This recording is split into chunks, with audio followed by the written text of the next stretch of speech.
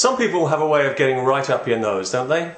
One such person is Mr. Anjem Choudhury, a British-born Islamist with a very big mouth and some very harsh opinions about how people should be allowed to live their lives.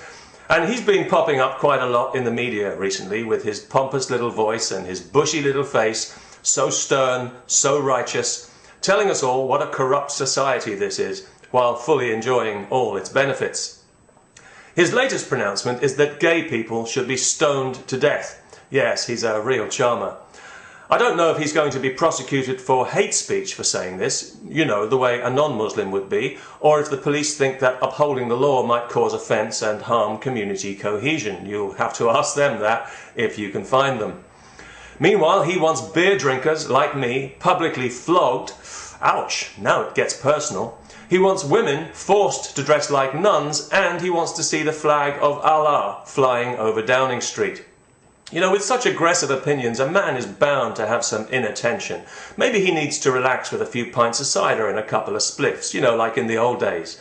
Because we found out recently that before he became an Islamist dickhead, this man was quite the party animal. Alcohol, cannabis, casual sex, pornography, you name it, and he sucked it in and blew it out in bubbles by all accounts. They say, don't they, there's nothing quite as bad as the enthusiastic convert. Although I have to say it's a shame he's not quite devout enough in his new beliefs to have himself retrospectively stoned to death for that behaviour and do us all a huge favour. It's fair to say that this man is not well liked in Britain. Although he was born here, if the government were to put him on a plane anyway and dump him in the middle of the desert where he rightly belongs, I bet somebody orbiting in a spacecraft would be able to hear the spontaneous applause emanating from this tiny island, because born here or not, he's about as welcome in this country as a fly is in a kitchen, and he serves the same purpose, a poison-spreading nuisance who makes people sick.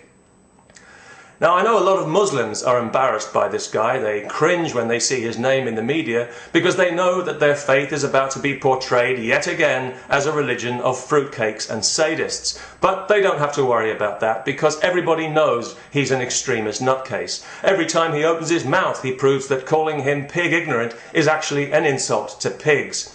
He's a walking parody, a laughingstock, a ludicrous cartoon character who speaks for nobody but himself and his own pathetic little coterie of insane medieval pinheads. And ironically, this is what makes him a unifying influence, which of course is the last thing that he wants to be, because whatever we believe or don't believe, we can all laugh at this idiot together in a wonderful example of actual community cohesion. You see, there's a first time for everything. As for the flag of Allah flying over Downing Street, well, my hunch is that the British flag will still be flying there long after Mr. Choudhury and his fuzzy-faced friends have come to their senses, had a shave, and are back on the cider and the spliffs. Peace.